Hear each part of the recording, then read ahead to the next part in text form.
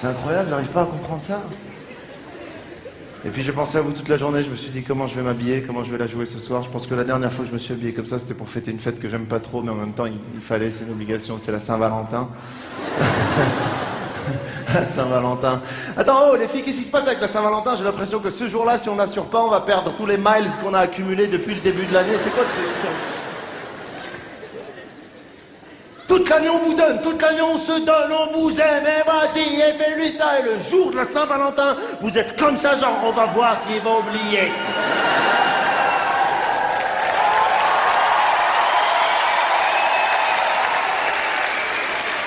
Et nous, comme des cons, on a des arguments bidons, genre, mais attends, chérie, c'est une fête commerciale. Le mec, il a fait du business toute la journée, et à 20h, Zama, il devient un penseur anticapitaliste. Ou alors, mais attends mon amour, avec toi, la Saint-Valentin. Waouh.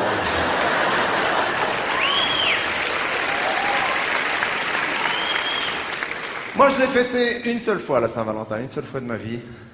J'ai voulu la jouer super classe, super élégant, gentleman.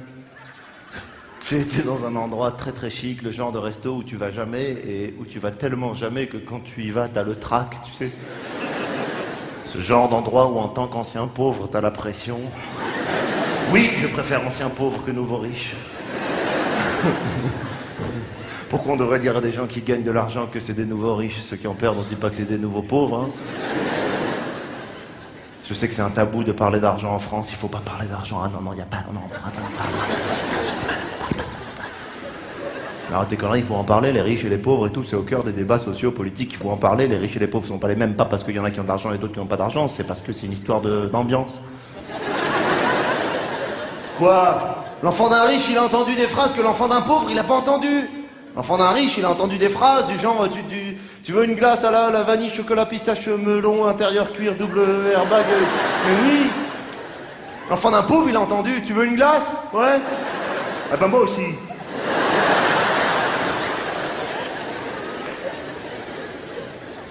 Bref, j'arrive dans un restaurant tellement chic, tellement classe, que personne ne parle. Tu connais ces endroits? À mon avis, c'est tellement cher que les gens, ils sont bloqués. Il n'y a pas de tape 5, tu connais la meilleure, la rigolade. Non, même les rires des gens, c'est des rires à 130 €, genre...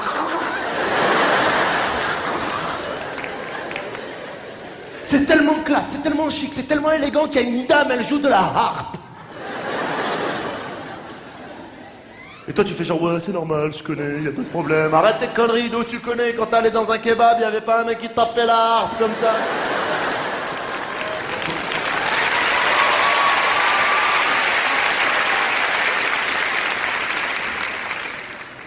On est arrivé pour s'asseoir, le mec nous a tiré la chaise. Mais dans ces restos, non seulement il te tire la chaise, mais aussi quand tu fléchis les genoux, il te la repousse. J'ai jamais compris ce truc. Ils veulent coïncider exactement le moment où tu vas t'asseoir avec l'atterrissage de... Putain, mais tu crois que je sais pas qu'il faut fléchir pour m'asseoir ou quoi? Moi, ça m'énerve tellement que le mec, tu sais, je fais semblant de m'asseoir, je lui fais des petits coups de vis, je fais comme ça. Alors l'autre, il est en Jeux Olympiques de la chaise, hein, il est comme ça, il dit, oh putain, c'est quand qu'il va s'asseoir, là, qu'est-ce qu'il veut? Laisse-moi tranquille. Je me suis assis, on avait chacun 5 assiettes, 6 couteaux, 7 verres, 9 fourchettes. J'ai appelé le serveur, je lui ai dit, oh, on est que 2. Il nous a donné les menus. Dans ces restos, sur le menu qu'on te donne, à toi, le monsieur, il y a les prix. Hein. Et sur le menu de madame, il n'y a pas les prix. J'ai jamais compris pourquoi. Ils ont peur qu'elles aient peur. Alors toi, t'as les prix, t'as la réalité en face. Et t'attends. T'es en suspense. Tu sais pas où ça va tomber. Et là, tu peux être le plus grand gentleman de la Terre. Dès qu'elle te dit le nom d'un plat, tu tapes un petit droite-gauche sur la carte.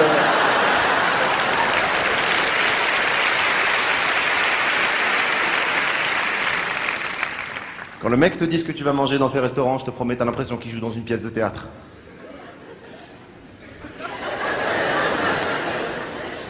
Mesdames, messieurs, pour vous ce soir, triple salto arrière de pamplemousse. Sur son coulis de fruits rouges en sac de couchage.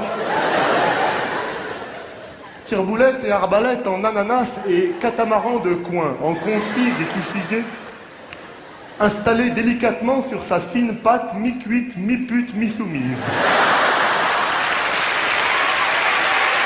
Oh, qu'est-ce qui se passe? Il dit, ok, amène à manger. Ils amènent à manger, c'est sous des cloches. J'ai jamais compris ce concept. Genre, c'est chic, c'est sous des cloches. Pourquoi tu caches la bouffe? C'est quoi, c'est un jeu, il faut deviner?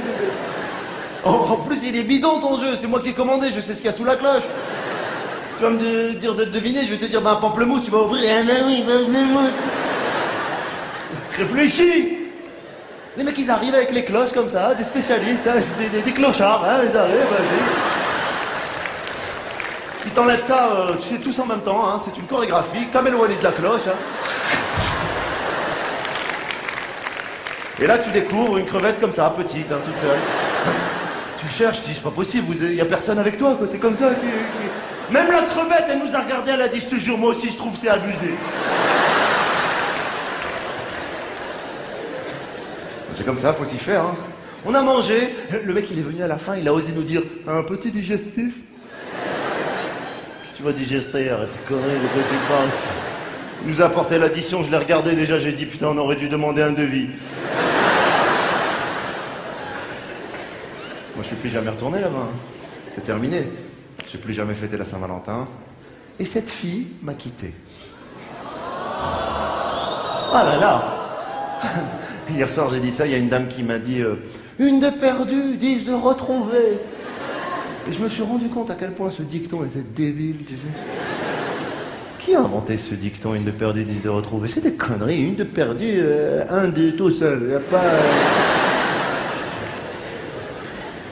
Une de perdue, 10 de retrouvée, c'est des conneries, t'as déjà vu en bas de chez toi, après une rupture, 10 nanas qui attendent comme ça, là. Vous êtes qui, les filles? Eh ben, les filles du dicton.